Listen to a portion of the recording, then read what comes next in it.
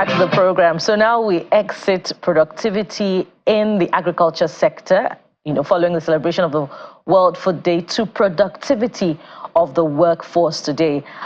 There is a fair consensus that the future of Nigeria's development is anchored on, prioritizing human capital development. So how do we motivate the workforce amid, the very real economic challenges? So joining us on the program this morning to look at this is Mallam Ladan Gobir.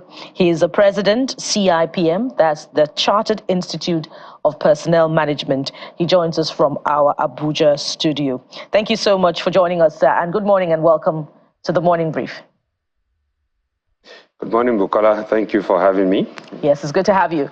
I've set the tone already for the first salvo, which would be the very obvious challenges that we have now. And just to put it in proper context, we were dealing with continuing increase in the pump price of petrol, which has also seen diminishing incomes because of the value of the currency. And coupled with that, there's so many bills that, a typical average member of the workforce has to, deal with. And there are reports, of course, that we're spending 70% of income on food. So where is the income, that will go to food amid so many other competing bills? How does an average member of the workforce stay motivated amid these challenges? Okay, thank you very much, Bukola. First, we're talking about human capital development. Human capital development is the engine of growth and development, of course, for any country.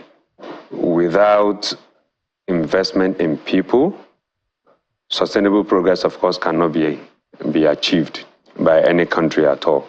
So the human capital development, of course, is very vital for economic prosperity in any country, social stability, and, of course, to ensure global competitiveness. HCD, as we call it, of course, in HR, involves, of course, enhancing the skills, the knowledge, and the productivity of the workforce. All of this, of course, directly contribute to socio-economic development. Now, to your question, how do we then, of course, enhance the productivity, of the workforce? I think basically for us in Nigeria, with a population that is said to be about 220 million, at least as at the 2023 estimates, being the largest, of course, population that we have in Africa. Some of the challenges that we have had to deal with around human capital development, of course, are challenges around unemployment, skills mismatch, education deficit, and the fact that our global ranking today in the Human Capital Index, of course, sits at 150 out of about 157 countries. So what do we need to do, to ensure that at least the workforce and our people remain productive? We think that first we must continue to build capacity. Now, in building capacity, we must ensure, of course, that the skills that are being built, are such that helps either in the public or private sector, of course, to engender growth, in the economy, and that the services, of course, that are provided are such that enables growth, in the economy. Now, how do we intend to do this, or how must we continue to do this? We must continue, of course, to look at youth employment and skills training. And we must ensure that at all times we prioritize, because we are a nation that has a youth unemployment index of about 42.5%. Now, the unemployment index, of course, following the NBS statistics, about 33.3. 40%. Youth unemployment alone, of course, constitutes 42.5% of that. So we must continue to invest, of course, in growing youth employment and, of course, and in skills training for our youth. Now, the other thing that we must also do is to ensure that the right kind of environment is created, for workers to thrive. Right. And we can do this not only by providing training opportunities for workers, whether in the public or private sector, but by ensuring, of course, like we always say, that we pay the right kind of wage for the right kind of work that is done. We now have a minimum wage that is set to be 70,000 naira. Soon after, of course, that minimum wage was announced, the prices of PMS have gone up, by several percentum, and if you look at the increase that we had in terms of the minimum wage, right, from 30,000 to 70,000, which is a little over 100%, compared to the kind of increases that we have had, of course, for PMS alone, not even talking about the price, the price of other products in the market, other commodities that workers have to access. You will find that there is no correlation at all between this. So then you begin to wonder, how does someone who is on the minimum wage, how is he able, for example, to maintain a family of 4 or a family of 6, provide for them food on a daily basis, pay school fees for their children, pay house rent, for whatever part, in whatever part of the country, of course, it is that they live. Well, Mallam Gobir, for those who are outside, right, either the organized private sector or in government, those who, of course, are working outside the organized work environment, right, those who have to farm, those who have to do petty trading. You also look at what comes to them at the end of the day or at the end of the month, what is their total earnings compared to what they have to pay for services, that the government provides, or for services, of course, that even others provide.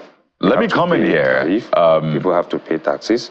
Right. So we must continue to have these conversations, Indeed. Around what would be a good or a take-home pay for anyone, of course, who works in an organized work environment, right, or those who even work in the private sector. I remember when last challenge around the fact that, of course, that what people earn today can no longer take them home. And I remember last time we had you on the show about 4 months ago, and we talked about minimum wage. At that time, the negotiation was still ongoing, so people were thinking, will it be 150,000? And then, Labour came out of that meeting with the president and said, well, the president said, you have to choose one. Either prices of, petrol keeps going up, and then we give you the 150, or we give you the 70 plus, and the price stays the same. Clearly, that hasn't happened. If anything, the price of petrol has gone up at least 2 times since then, and we're doing plus 1,000 naira. But here's a point I'm trying to make. When people are stuck in the survival part, there's a Maslow's hierarchy of needs. So people are trying to survive, the physiological needs. They can't skip the all the way to the esteem point, which is the training that you talk about, because they're trying to survive. So they're not thinking about training, esteem, or self-actualization. They're just basically trying to feed, get home with their salary. So we find ourselves in a very interesting situation. People would rather pay premium to money, wages. Give me money first. Don't spend that money on training. Spend that money in paying my salary. But then we still need to get our workforce productive, more efficient, in line with, the current trends. So really, how difficult is this decision for employers and employees themselves who have to spend either their funds or time in training themselves sometimes? Okay, thank you, Kayode. You see, the challenge really, I think, is with the fact that even for employers, not many are able to pay employees as much as they would even desire to pay. And this is because for employers who also have to, for example, import raw materials because they are not available in the country, pay so much for diesel, pay so much in terms of the multiple taxes that they have to deal with, harvest water, which they have to use because these facilities are not available. All of these, of course, translates, into the cost of production for the businesses. At the end of the day, it is not the whole gamut of the total cost of production that the businesses are able to transfer, to the end users. Of course, but they do transfer, and that's why the cost of products, keep going up. As soon as you have a PMS cost, of course, reviewed, businesses, of course, also go back to the drawing board to look what comes, what do we need, to put into producing what we produce. Now, human capital, human resource, is also a factor, of production, perhaps the most important, but it is the least, beneficiary of increases that you get. For example, an employer who requires to import raw materials to continue production, no matter what the cost is, they still go on to import these materials. If customs increases custom fees, employers will still go ahead and pay.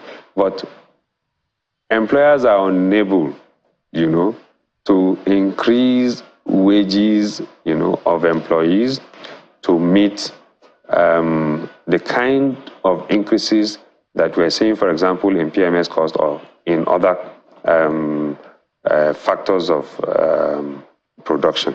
So for both the employer and the employee, it's like a catch-22 situation. The employer, of course, expects to be paid very well by the employer. A fair day's pay, we say, for a fair day's work. The employer also, quite a number of employers desire to pay, the employees very well. But the challenge oftentimes, of course, with them is the fact that, their market sizes are also shrinking, and because, like Bukola said earlier on, it's only when an employee is fed very well and is able to provide for his or her family, pay school fees, pay house rent, pay transportation costs, before they begin to think, about what other needs, they have to meet. First, they try to meet their basic needs. So people are no longer even thinking about, okay, we have to go on vacations, we have to go on holiday. Like we all know and like we all say, we no longer have a middle class, even in Nigeria.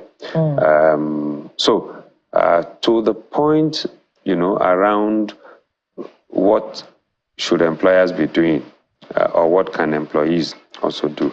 The truth is that, like we always say, employers can only pay what they can afford to pay. The concern is usually around affordability. No employer wants to pay wages only to end up after 3, 4, 6 months to go and close shops. And I think employees also understand that, well, things are very bad, but we must continue to ensure that our businesses survive so that at least we have a work we have some work to do. So, and at the end of the day, we also get paid at least our wages at the end of the day. And as you have rightly said, pardon me there, it sure looks like a choice between the rock and the hard place, the competing needs. But let's look at what governments and the private sector, maybe more of governments, are supposed to be doing. I'm looking at a report by Budget now, and it says that 11 states spent more on overhead costs than on capital expenditure. And this is evidence-based, but we would think that, the subnationals are spending more on infrastructure and on human capital development, the workforce now in this case. So if this is the case, we don't know the data for the more recent years now, but if this is the case, why is this not reflecting in an improvement in the well-being and capacity of the workforce, as you said earlier? Well,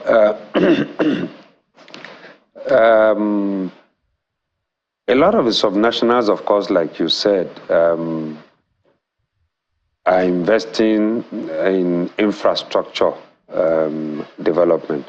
The argument is that we need to do this so that over time, of course, it will help improve our economic base. It will enlarge the economic base.